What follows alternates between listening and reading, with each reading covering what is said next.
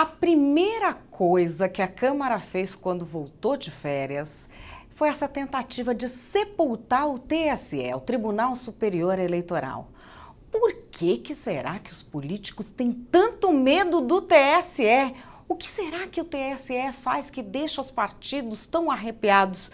Chamei aqui o Procurador de Justiça para explicar para a gente, Felipe Locke Cavalcante, que já foi presidente da Associação Paulista do Ministério Público, conselheiro do Conselho Nacional de Justiça, vai explicar essa história aqui na TV Antagonista. Felipe, por que político tem tanto medo do TSE? Olha, Madalena, em primeiro lugar, muito obrigado a você e ao Antagonista por essa oportunidade. Uma honra poder ter uma audiência tão qualificada. O TSE causa muito temor nos políticos, em alguns políticos, porque o TSE é o órgão de fiscalização. E essa fiscalização, ao longo do tempo, tem se aprimorado muito. Vejam, todos os partidos políticos têm direito ao fundo partidário. E o fundo partidário nada mais é do que um financiamento público de campanha. Ou seja, dinheiro da população que vai para os partidos para que eles possam desenvolver seus programas, eleger seus deputados e prestar um serviço à nação. Esta é a ideia original. Infelizmente, há partidos que dão destino indevido a essas verbas. Então, há casos aí de notícias que transitam no TSE de presidente de partido que comprou helicóptero para uso pessoal com fundo partidário, comprou residência, paga a gráfica que dá um recibo que não corresponde ao material comprado, enfim, uma série de irregularidades são encontradas pelo TSE. O TSE tem uma equipe técnica muito boa, o pessoal faz essa fiscalização e os ministros têm sido rigorosos, como deve ser, nesta apuração.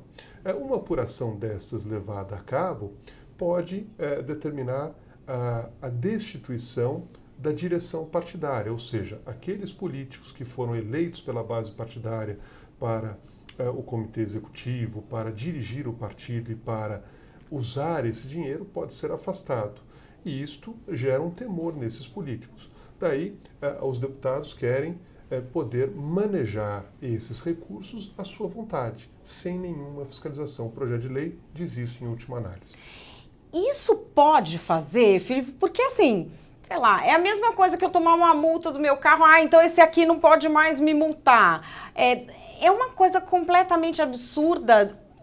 A gente vendo como cidadão, não, eu não quero mais ser punido desse jeito, então esse cara não pode mais me punir. O que é possível fazer para impedir que os deputados prossigam com essa história? Veja, evidente que isto é um exagero legislativo, porque existem certas balizas para que uma lei possa ser aprovada.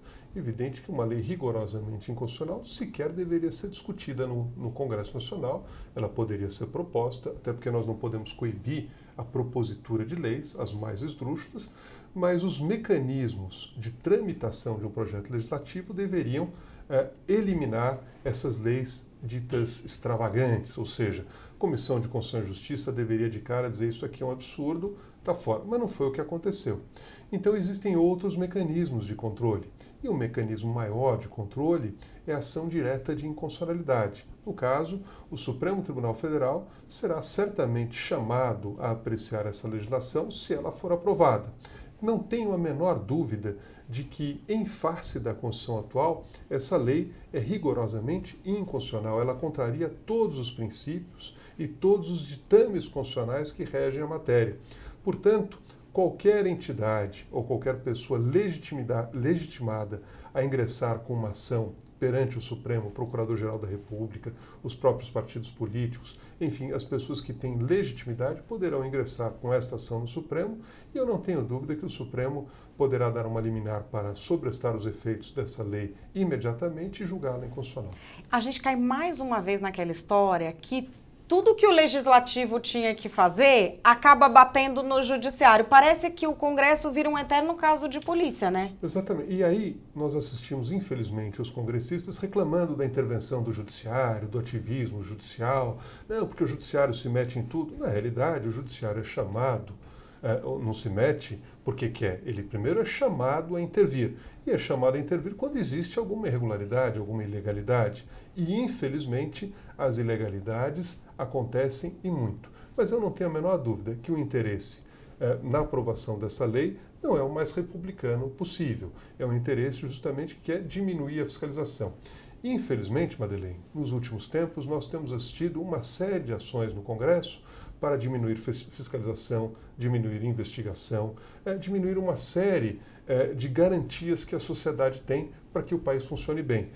Aliás, veja só o que aconteceu nas 10 medidas contra a corrupção. Não entro no mérito se as medidas eram boas ou ruins, mas o que a Câmara fez foi simplesmente alterar substancialmente todas essas medidas para criar uma outra lei absurda, não foi aprovada ainda, mas um outro projeto de lei que favorece a corrupção.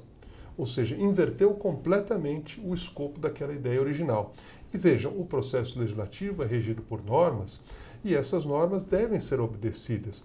Quando se propõe uma lei, essa lei é discutida, você propõe uma lei sobre, vamos dizer, sobre loteria. Você não pode chegar lá e aprovar uma lei que reduz a menoridade, por exemplo. O assunto é completamente diferente, ou seja, o assunto discutido tem que guardar pertinência temática. No caso ali, não. Você discutiu punição, você discutiu rigor e, de repente, você deu um salvo-conduto numa série de circunstâncias, uma matéria que não foi discutida. Houve uma burla ao próprio sistema legislativo. Agora, para a gente finalizar, Felipe, parece sempre que quando a gente fala dessa questão da legislação sobre corrupção, como a gente dizia antes, parece assim que a ficha dos políticos não caiu ainda.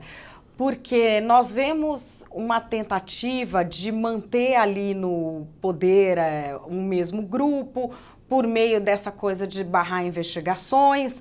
Só que quando se explica, porque foi feito esse tipo de votação e agora tem que entrar com tal ação, é uma explicação sobre uma burocracia toda que foi criada para proteger a população e dar transparência, mas não é esse o efeito que a gente está vendo, né? Sem dúvida, porque a legislação está para garantir a sociedade, mas evidentemente que os maus, os tidos como maus pela população, vão se usar das mesmas garantias que servem para os bons. E isso não tem jeito, porque a garantia tem que ser universal. Agora, o fato é que nós vivemos um momento de crise muito intensa, por quê? Porque uma série de escândalos foram revelados, esses escândalos demonstram um envolvimento muito grande de determinados políticos em esquemas de corrupção e é evidente que estas pessoas não querem que isto mude. Vejam, há um esquema, e só no Brasil há isso, que você fazia lavagem de dinheiro aonde? Na Justiça Eleitoral. Eu recebia dinheiro de corrupção, o político recebia dinheiro de corrupção e esse dinheiro era dado sob forma de doação eleitoral lícita, ou seja, a maneira de lavar o dinheiro era como se fosse uma doação eleitoral lícita. E aí muitos políticos falam, não, mas as minhas contas foram aprovadas pelo TSE, só que o dinheiro, na verdade, isso não se sabia, saiu de uma corrupção, ou seja, o dinheiro era sujo. E aquele político, evidentemente, será, se condenado for, ficha suja. O que eles não querem é isso, eles não querem que sejam alijados da política, eles querem continuar com o mesmo esquema, porque é um esquema que os enriquece, que permite que eles manejem o fundo partidário do jeito que eles queiram, ou seja, que cometam uma série de irregularidades, ilicitudes, e é evidente que eles não querem a punição, querem continuar aí. É o caso do Eduardo Cunha, que preso em Curitiba, continua prestando declarações como se fosse uma autoridade, como se tivesse poder, como se pudesse, inclusive, intimidar alguém. Então isso é inaceitável. Isso é que precisa mudar. Esse é o Felipe Locke Cavalcante, procurador, que já foi presidente da Associação Paulista do Ministério Público, conselheiro do Conselho Nacional de Justiça e veio aqui explicar pra gente por que os políticos estão correndo tanto para tentar segurar o Tribunal Superior Eleitoral, para tentar fazer esse funeral do TSE. Qual é o medo que eles têm? Você que vê a TV Antagonista já entendeu. Felipe, muito obrigada por ter vindo aqui. Eu que agradeço, Madeleine, a você e a TV Antagonista. É um prazer poder debater esse assunto tão importante numa audiência tão qualificada. E não se esqueça de assinar nossos canais, nossas redes sociais, youtube.com/oantagonista. Tem Antagonista no Face, no Twitter, no Insta, a gente está sempre aí com vocês.